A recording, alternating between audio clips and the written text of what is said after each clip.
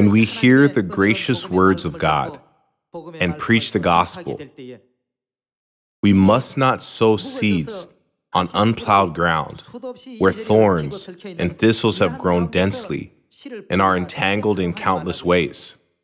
We must constantly cultivate our hardened heart. Simply put, we must plow it.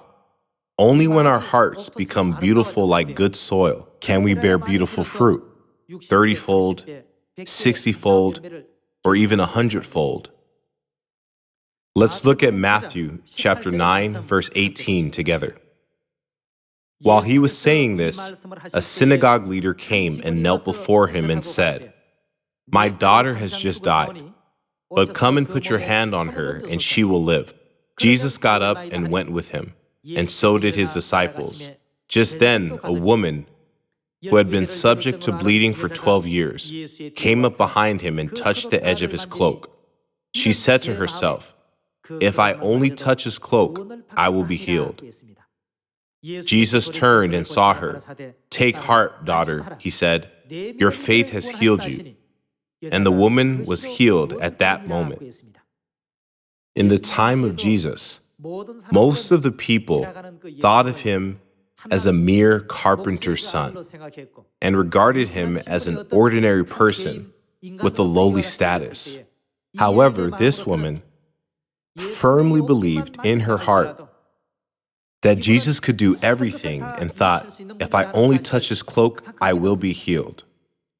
Although everyone had the same outward appearance as a human being, in the invisible world, they each had different levels of faith. Knowing the heart of the woman who quietly touched his cloak, Jesus said, "Woman, your faith has healed you."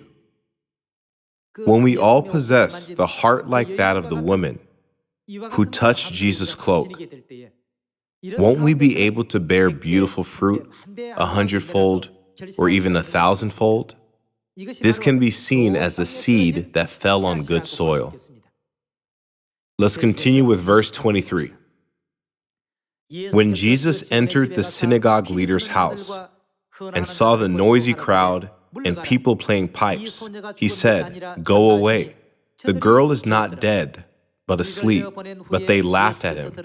After the crowd had been put outside, he went in and took the girl by the hand, and she got up. News of this spread throughout all that region.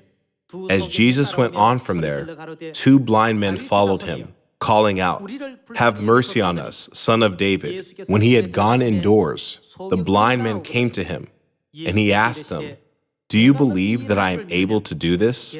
"Yes, Lord," they replied. Then he touched their eyes and said, "According to your faith, let it be done to you."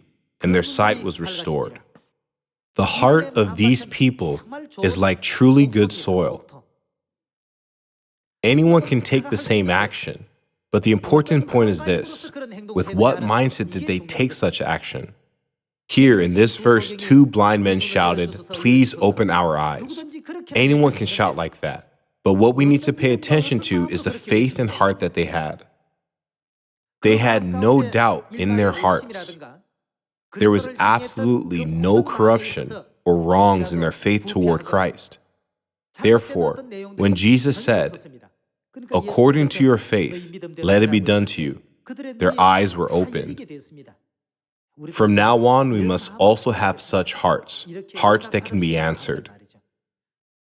I hope that you and I will be able to get rid of thorns and thistles in our hearts and make our heart beautiful like good soil so that we can bear beautiful fruit 100-fold or 1,000-fold.